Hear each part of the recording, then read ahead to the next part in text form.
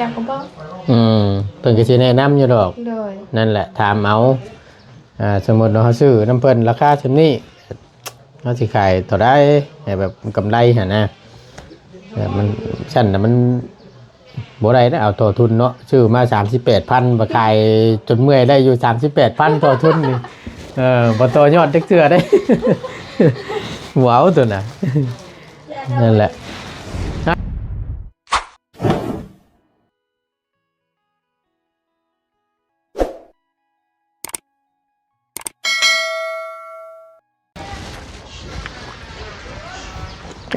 ทำความสะอาดสิแหละมันจังเป็นจูดบ่แมลงนี่จุดได้เมื่อเช้านี่จูดแล้วจุดกันนี่มันสะอาดจังซี่แหละมันจังเงี้ยน่ะหน้าบ้านพี่น้องเนาะมีแต่ว่าฮุบจะตอกเป้านี่คือฮุบจะตอกเป้านี่ขี้เหงื่อนี่ญาติฮุบขี้เหงื่อจะตอกเป้านี่กระจุดบ่แหละมันจังเป็นเด้เอาพอดี ทั้งประตูนก็ได้เข้ามาอีกรอบนึงพี่น้องไงก็เมื่อวานเนาะก็คือเพิ่นได้ชงกันลำลากันทางอีหลาแถวให้น้ำตาไหลพังยาวลงด้วยความผูกพันด้วยความคิดฮอดนั่นแหละพี่น้องเนาะทางน้องเพิ่นก็โอ้ยกับไอ้สร้างเฮาก็ถือว่าอยู่ล้นพอสมควรเนาะเนื่องจากว่าได้เหตุการณ์เหตุงานทางไอ้สร้างเขาก็ต่อมาจนได้มาเฮ็ดทันค่าว่าสั้นซะแล้วก็แล้วทั่วบุรีเนาะแล้วก็ได้เบิดเวียกเบิดงานแล้วก็เมื่อพี่น้องเนาะก็ด้วยความคิดฮอดว่าสั้นซะให้ แต่ละตนเพิ่นเนาะทางบ่ตนก็ได้ให้ทางบอดี้ทางบอดี้เพิ่นเมื่อวานนี่พี่น้องก็ได้เอาขึ้นมารับเอาอันทีมงานไอ้สร้างเฮาเนาะเนื่องจากว่าเครื่องคองนั่นแหละมันกะอุปกรณ์เครื่องมือเราธงเสื้อผ้านู่นนี่นั่นก็หลายแน่เนาะก็เลยหาทางบอดี้ขึ้นมารับกะเลิกเติบประมาณ2 ทุ่มไปเนาะ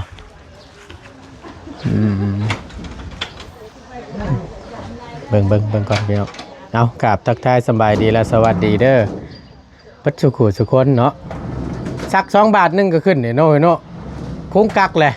ฮะว่าสัก2 บาทนึงก็ฮอดพุ่นเลยว่ะ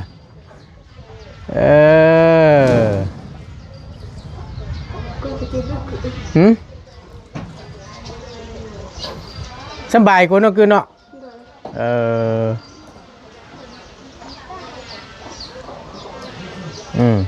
ไล่ยังแน่นะเบิ้งหัน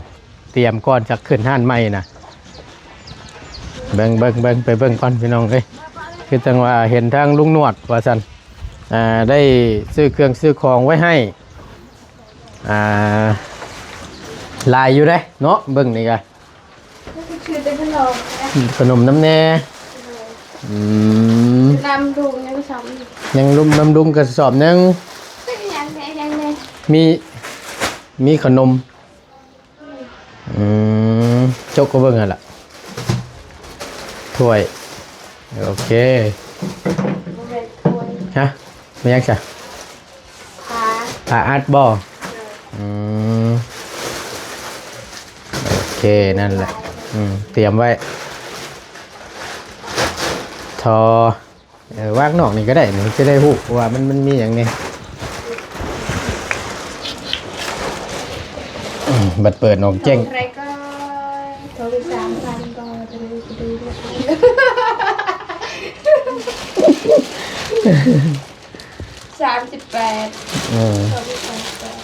38ศพหนึ่งนะเปิดเดินมาศพหนึ่งได้นี่นะนี่นะก็เป็น38ขายถุงละ1,000ถุงละ1,000มันมีจักถุงเนี่ยเนาะของข้าวต้มขนมไปแล้วของกินเล็กน้อยนี่แหละพี่น้องของเล่นของ5,000ดีละ38ของ5,000กับเบิ้งสมมติ5,000มันบรรจุอยู่จักถุงนี่2 4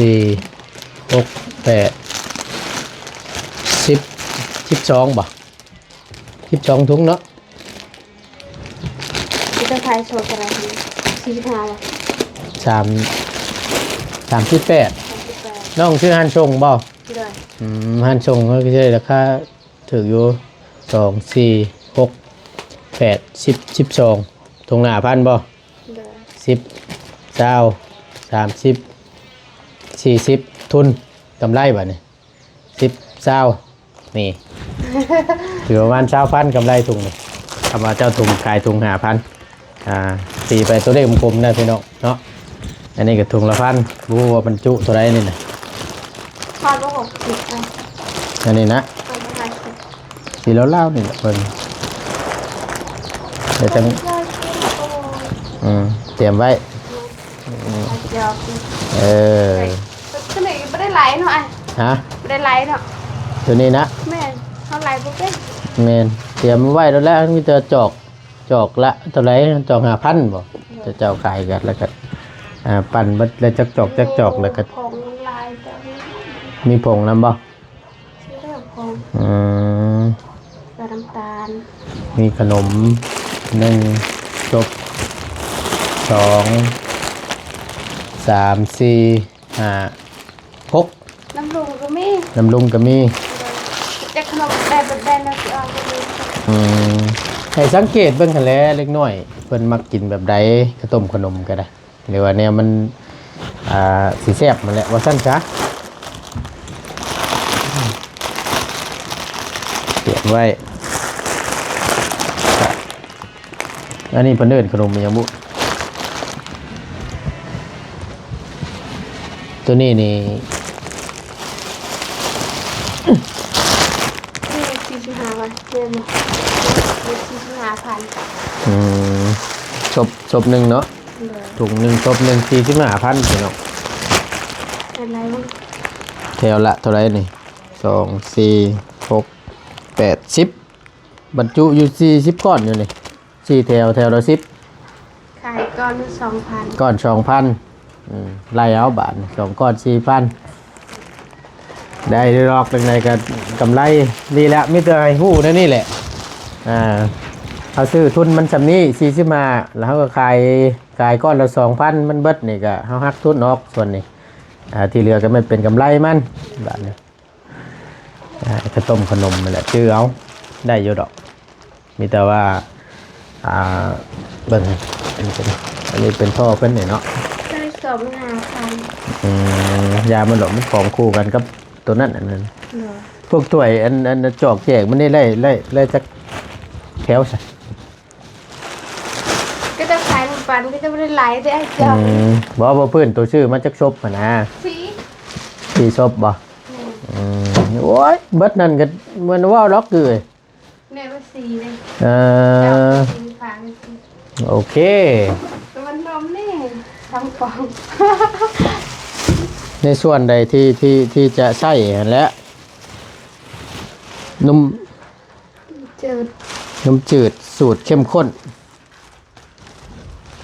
ทางลูกเป็นยังซื้อมาอยู่ได้ อืม หาส่งมาอยู่หาหนึ่งก็เจ้าขายแพงเลย งานไหน อยู่ตลาดหนึ่งไปถามหนึ่งก็หารสองกันหรอแต่ปังหนึ่ง18,000 นั่นนี่เลย 16,000 นั่นแหละเวลาครับไปซื้อห้านใดที่มันที่ว่าเพิ่นห้านชงเพิ่นขายถูกเฮาก็ไปอาศัยซื้อในตัวนั้นแต่เพื่อว่าเฮาสิมาขายแล้วมันจังสิได้กำไรแน่บางห้านก็บ่คือกันคือว่าหั่นแหละ เด้อ อันนี้อันตอนตัวปั้นนั่นตัวใส่น้ำกันได้บ่เห็น FC เพิ่นคอมเมนต์มาบอกอยู่นมสูตรนมเข้มข้นเห็นเพิ่นคอมเมนต์มาว่าใช้น้ำหลังว่าซั่น ถ้าไม่โตนี่เราก็บอกจะใช้น้ำลาย เวลา มันก็แสบแบบอย่างเหมือน กระแซบว่าง่ายเฮาปั้นอย่างเรียบร้อยแล้วก่อนสิปิดฝาเทนมตัวนี้ใส่ปั๊บแล้วมันก็สิเปิดละลายใส่กันเองล็อกนั่นนี่นะนมนี่นะชุดก้อนตัวปั้นเลยอันเทใส่พร้อมกันได้แมันบ่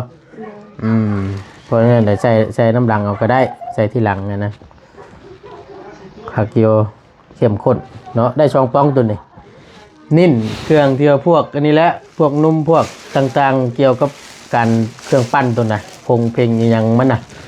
ตัวนั้นแต่กับนุ่มนี้เตรียมมาไว้รถในชุดนี้นะ มีแล้วซื้อมาแต่ว่าผงยังบ่ครบอยู่มันมีตัวมะพร้าวแล้วก็มะแตงชาเย็นเผือกก็มีแต่นิ่นเครื่องชุดนั้นเตรียมชุดนั้นเอาไว้จังอันนั้นเลยเหมือนอย่างมันประเด็นได้พี่น้องเลยเอาไว้หลายๆรถ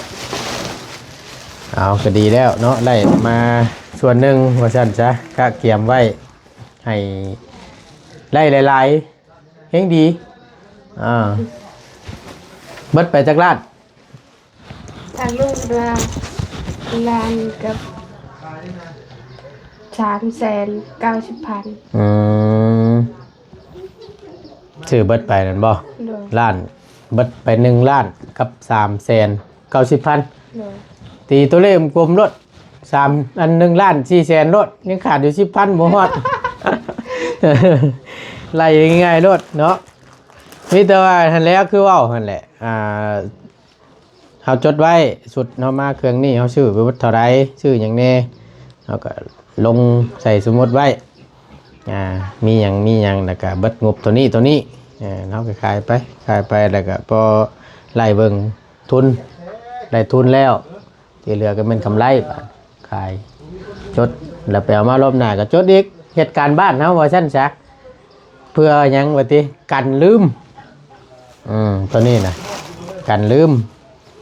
เทื่อบัดชื่อมาเท่าไหร่เด้รอบก่อนเบิดจักล้านเด้บางเทื่อบ่ทันได้ฮอดทันได้ทุนมาซ้ำว่าคือสิได้ละทุนว่าซั่นบ่เอาแล้วตัวนั้นเด้อเพราะฉะนั้นแล้วนี่ต้องรายละเอียดในแล้วตัวนี้น่ะต้องรายละเอียดในแล้วจั่นแหละบ่ได้จดไว้นั่นแหละเพื่อเวลาเฮาลืมชุดนี้เฮาก็มาเบิ่งในสมุดว่ามันเฮาซื้อไปชุดนี้เบิดเท่านั้นล้านตัวนี้ล้านนะแล้วมันก็สิสำบายเฮานั่นแหละเฮ็ดเอาโลดแนวไหนมันสิสำบายสะดวกสบายแบบบ่ต้องคิดให้มันปวดหัวนั่นเฮ็ดเอาแต่ว่าเฮาใช้ความจำซื่อๆนี่มันบางเทื่อมันปัดดึกลืมเพราะฉะนั้นจดน่ะเป็นการดีที่สุดแหละในการค้าการขายเอาซื้อมาสำใดจดไว้วันที่ยังคำยันลืมกับความละเอียดลงตัวว่าสั้นซะนะเฮ็ดเอาเนาะพี่น้องเพิ่นก็ยังว่าย่านเด็กคือเอ้ยว่าซั่นย่านน้ำเดว่าซั่นอันย่านทุนหายกำไรหดเดว่าซั่นเนาะ ย่านแต่มันลุกทุนเด้ว่าซั่นใครอยู่ดอกน้องเพิ่นก็บ่ฮู้แน่แหละพี่น้องเนาะก็นี่แหละครึ่งสิแล้วขนมชบนึงตัวนี้มันมีอยู่40ก้อนบรรจุ45,000ต้นทุนเราซื้อมาเขาไปซื้อเขาถามเจ้าได้ว่าจะขายเขาเท่าไรงานที่นี่ก็จะว่าต้องมาสิขายก่อนเท่าไรจังได้กำไรจังก็บอกเพิ่นก็สิแนะนำอยู่ดอกนั่นแหละถามเอาสมมุติเราซื้อน้ำเพิ่นราคาเท่านี้เฮาสิขายเท่าใดให้แบบกำไรหั่นนะแบบมันชั้นน่ะมันบ่ได้นะเอาต่อทุนเนาะชื่อมา 38,000 บ่ขายจนเมื่อยได้อยู่ 38,000 ต่อทุนนี่บ่ต่อยอดจักเทื่อได้ ว้าวตัวน่ะนั่นแหละฮะกินข้าวได้ยังกินหัวละปลาโอ้ไผเป็นคนลาบนะพอเอากินเลยตัวกินแล้วบ่ซะเก่าไปกินข้าวโอ้โหดีใจได้เครื่องเตรียมสิเข้าห้านจนลืมมันกินข้าวเที่ยงกินข้าวเช้าสิข้าวเช้าก็ไม่ได้กินเลยก็กินแต่กระปุกก็จะมาขายพี่กินฮอด1 โมงก็ได้กินข้าวเนาะข้างในเลยบ่ได้เลยจะว่านั่นต้องกินให้มันตรงเวลาได้เด้อบ่แห้งนั่นน่ะเอ้ามีแต่ว่าเก็บไว้อันนี้ได้แต่สิกายก้อนต่อได้นี่ขนมยังตัวนี้ก่อน 3,000แม่ก่อน 3,000แล้วก็มาอยากกินอ่ะถ้าเกิดฉันลืมจดโชคแรง38นั่นจ้ะเป็น ก่อน3,000กับ2,000 ก่อน2,000บ่ 2,000มัน2,000 3,000 2,000ละก่อน บรรจุเท่าไรนี่ซองแถวละเท่าไรนี่2 4 6 8 10 12 14 16 18 20 22 24 26 28 30ก่อนมัน2,000 ซื้อมาเท่าไหร่ก็ 38ลุงเอ้ย 38,000แล้วขนมมันมีจักอันมานี่ สบายดีเลย เท่าไรวะเมื่อกี้นี่40บ่ไอ้นะกูนี่30 30เฮาก็หมายความว่าเฮาต้องขายอันหนึง เท่าไหร่ลูก 2,000กีบ แม่น ตัวไหนคือการ2,000นี่แหละลูก เดี๋ยวมันมี30อันบ่ซื้อมา38 38,000 อ๋อ38การที่มันมาเฮาสิขายอันละพันมันก็บ่ได้ทุนเด้เนาะ ขาดแล้ววะ ขาดทุน 8,000เนาะ อืม มันต้องขายอันละ 2,000เนาะ แม่นก้อนหนึ่ง 2,000 โดย 2ก้อนก็4,000 3ก้อน 6,000 6ก้อน 12,000 โอ้จะเป็น2-3,000ได้เลยเด้ หืม นี่3,000บ่2,000 3,000บ่ฮอด30ได้เลย บ่บรรจุอ่ะนะตัวนี้เนี่ยละ1,000ตัวนี้ ตัวละพัน โดย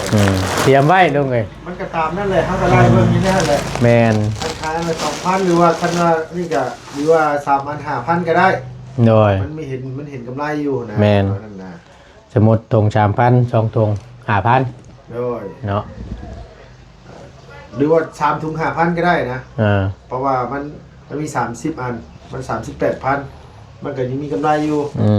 คันราคายอันละ2,000ก็ง่ายโพด เอาละ นายว่าไงซะ แม่น 5ห่อ10เนาะแม่นบ่ล่ะแม่นแน่นอนบ่ตูเนาะ5ห่อ10คันอันละ2,000เนาะ 10ห่อก็เฮ้ยมันสิมีกำไรอยู่บ่ล่ะเฮ้ย บ่เอาถุงช่องนั่นแหละ ถุงสอง 2ถุงก็4,000 3ถุง 6,000 ก็5ห่อ10ก็ถึงแล้วค่ะ 3ถุง 6,000 10ห่อก็20 เจ้า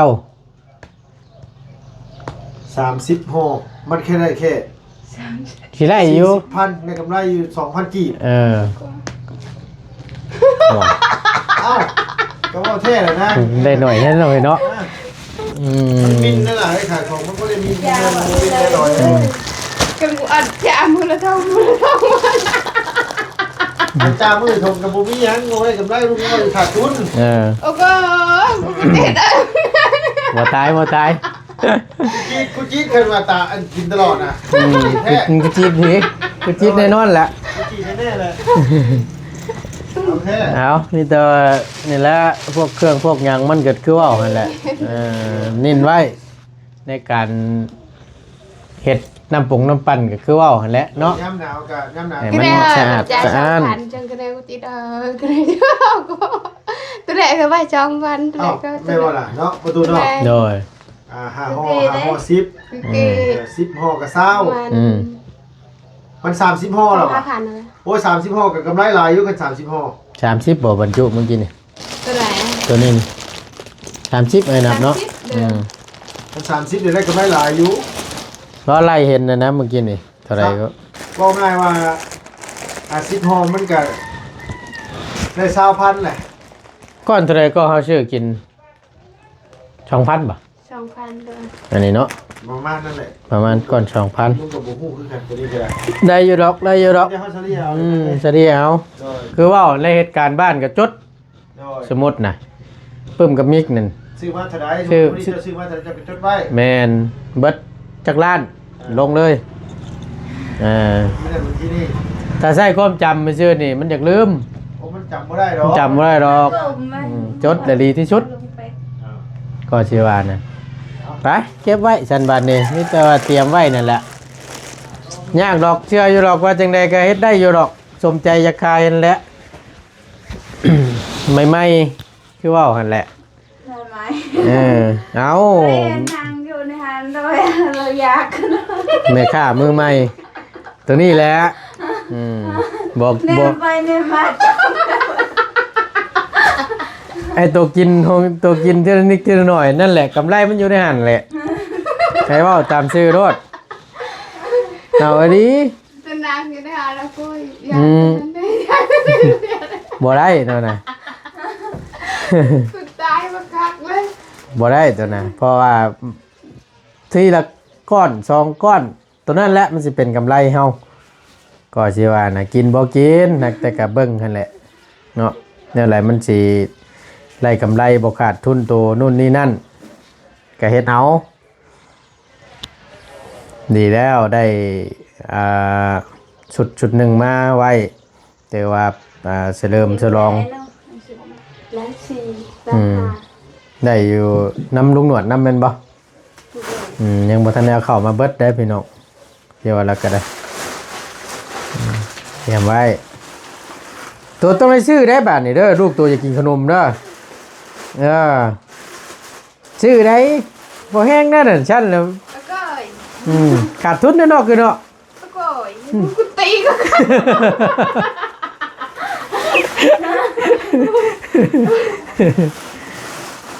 คือก็อดอ้าวเลยคือก็เห็ดเป็นเท้าไปถึงเลย แนวมันแล้ว เห็ดเป็นอีกเลยคือก็ไม่กำไรที่สุดเลย ถึกแล้วล่ะแล้วเวลาออกชื่อเครื่องชื่อของกันหม่องที่เจ้าเคยเอาหั่นแหละก็ได้อยู่ ถ้าไปก็โมถือไปไรล่ะไปคือเราเคย แค่ ถ้าแบบเขาจะซื้อหลายแนวนะ ไปเปรี้ยวไปยอดหมัดหลังหมัดหนาถ้าน้องขึ้นไปอยู่ก็ได้ แมน น้องขึ้นไปอยากอยู่ขายขายเปรี้ยว เปรี้ยวนั่นแหละจะเป็นยังตื่นจะมาสิกับป๊อกตลาด แมนความ มีคนบ้านทำหน่อยที่นึง ว่า แล้วว่าจะมาเที่ยวดุเนาะ ไผ่ คนหลัง ผู้หญิง ผู้ชาย ว่าไผ่เที่ยวดุเที่ยวดุ อันนี้มาตลาดนี่กิน เอากำบด ก็ปากจนแห้งมันแห้งเลย คำบดเที่ยวไปหันเจเที่ยวใช้เสวานี่นี่ผู้ว่าบ่ผู้เฒ่า คือจ่ายวันนี้แหละ โอ้ย อะไรเลยอ่ะไปเบิกมาดูไปเจ้าวันเนาะไปให้กูไปเที่ยวกูไม่ได้ไปเที่ยวกูไปซื้อเครื่องนี่อยากจะทำเขาที่ ช่างว่าเถอะกับมันทางผ่านออกไปหันไผสิมีชิดไปว่าหยังเที่ยวบ่เพิ่นเที่ยวบ่ชื่อเครื่องผัดสินักเพิ่นว่าติเห็นว่ากันเนาะ ถามว่าน้องใคร นะคนอยู่บ้านเทิมน้อยผู้เฒ่าว่าซั่นน้องเพิ่นว่าก็บ่สิว่าได้ก็ย่ามันดอกเฮ็ดได้เฮาก็ไปโลด เบิ่งมาดูไปเจ้าหัวเนาะกูจะให้เอาเที่ยวถนนหน่อย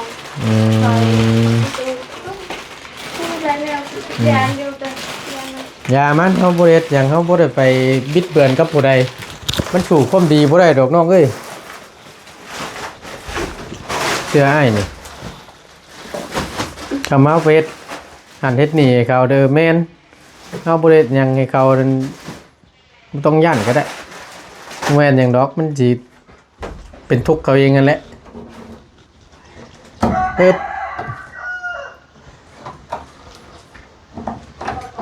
คอยหย่อนลงมาแบบนี้พี่น้องเพิ่นว่าย่านน้องเพิ่นนักถามอีกครั้งหนึงระหว่างดึงเชือกนี่ตัวว่าตัวใดง่ายกว่ากับปัญญอ ดึงเชือก ง่ายกว่าเนาะ เลย เพิ่นยังว่าย่านน้องดึงบ่ขึ้นว่าซั่น ขึ้นเยอะ โอ้ยสบายพี่น้อง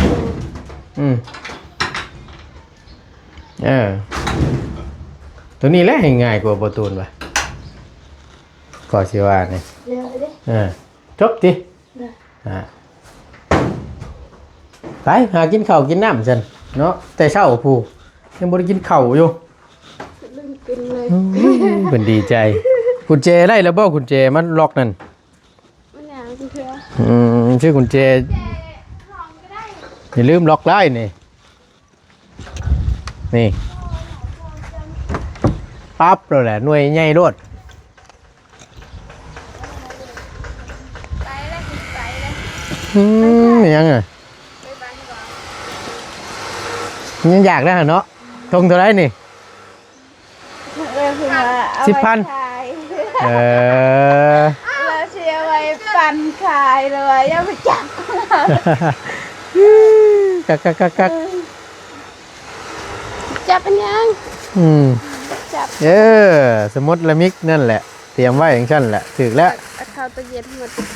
ยัดเข้าโลดตู้เย็นผมหมูเน่า หนาวก็ทิ่มหนาวก็ ผู้โยหมอนี่จะกินนะนี่เดี๋ยวมันสิเน่าหรอ เอ้ยคุณน้ำเรียนยังดีแล้ว เนาะ ตอนแรก ระบายคือเก่นคือกระบเก่นนะ คือเก่นไง เนาะ เอาดีแล้วดีแล้ว มีแต่ขนมปังเป็นแรง ให้เวียดมาเลยมาชงบ่พวกข้าชงเครื่องบ่นี่ เครื่อง ไอ้ มีแมวมาเรียกกันลงมาเรียกมาเบา มาเล่งมาบ่ว่าซั่นเอา ๆคือหยังแค่นี่บ่คือเบียดคือหยังแค่มาเรียกมาบ่เรียกมาเนาะ โอเคพี่น้องกันเนาะทั้งหมดตัวนี้จะได้ขอจบคลิปปิดคลิปก่อนเนาะขอบคุณหลายๆอยู่ดีมีแห้งไปสบายดีล่ะอยู่ดีมีแห้งสบายดีป้ากันกินข้าวกินน้ำซะเนาะไปเจอกันคลิปหน้าเด้อพี่น้องเด้อขอบคุณหลายๆสบายดีเด้อ